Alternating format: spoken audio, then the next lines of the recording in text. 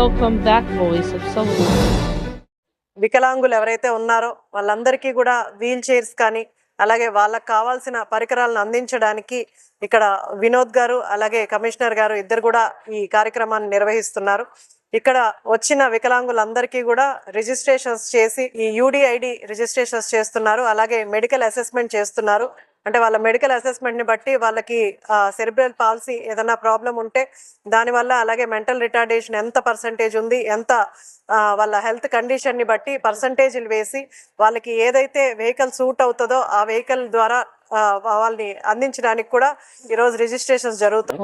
2011-14 మధ్యలో ఇది పైలట్ గా సదరం అనే దాన్ని మనం ఆంధ్రప్రదేశ్ లో ఫస్ట్ టైం ఇంప్లిమెంట్ చేస్తాం. సదరం సర్టిఫికేట్ డిజేబుల్. ఆ తర్వాత ఏమైందంటే 2010-11 అంతకుముందు మామూలు మాన్యువల్ గా ఇందాక అది ఇదే విధంగా క్యాంపులు పెట్టి ఇచ్చేవాళ్ళు. అది ఎప్పుడైతే సాఫ్ట్వేర్ తో కూడిన సర్టిఫికేట్ వచ్చిందో ఆ సర్టిఫికేట్ ద్వారా జనరేట్ అయిన వాళ్ళకి అప్పుడున్న డేటాను తీసి అప్పుడు ఏం చేస్తామంటే ఈ డేటా యూబీఐడితో లింక్అప్ చేసి జనరేట్ చేసి వాళ్ళకు కార్డ్స్ ఏవైతే ఆధార్ కార్డులు ఇవైతే ఇది లేటెస్ట్ ప్రీవియస్ గా ఉన్న వాళ్ళకి ఏమైతే ఆ సర్టిఫికేట్స్ వచ్చిన తర్వాత కార్డు డైరెక్ట్ గా మనకు వస్తుంది డిపార్ట్మెంట్ కి. మెడికల్ డిపార్ట్మెంట్ కి వెళ్తే వాళ్ళు మనకి ఇచ్చిన మన పోస్ట్ ద్వారా ఒక కన్సర్న్ ఎంపీడీఓ ద్వారా వాళ్ళ ద్వారా కన్సర్న్ వాళ్ళకి డైరెక్ట్ గా బెనిఫిషరీకే చేరుతుంది.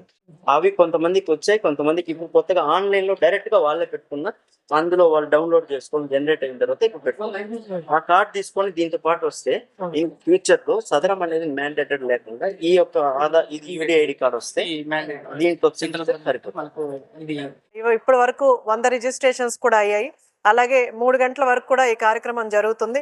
ఇక్కడ చాలా మంది అధికారులు వీళ్ళందరికీ కూడా గైడ్ చేయడానికి అందరు కూడా ఇక్కడ ఉన్నారు.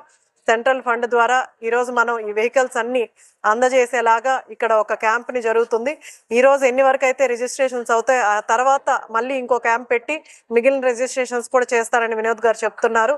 దీన్ని అందరు కూడా సద్వినియోగం చేసుకొని ఇంకా మీకు నాయకులకు తెలిసిన వాళ్ళు ఎవరైనా వికలాంగులు ఉంటే వాళ్ళని కూడా తీసుకొచ్చి రిజిస్ట్రేషన్స్ చేపిస్తే వాళ్ళకి ఎంతో హెల్ప్ అవుతుంది.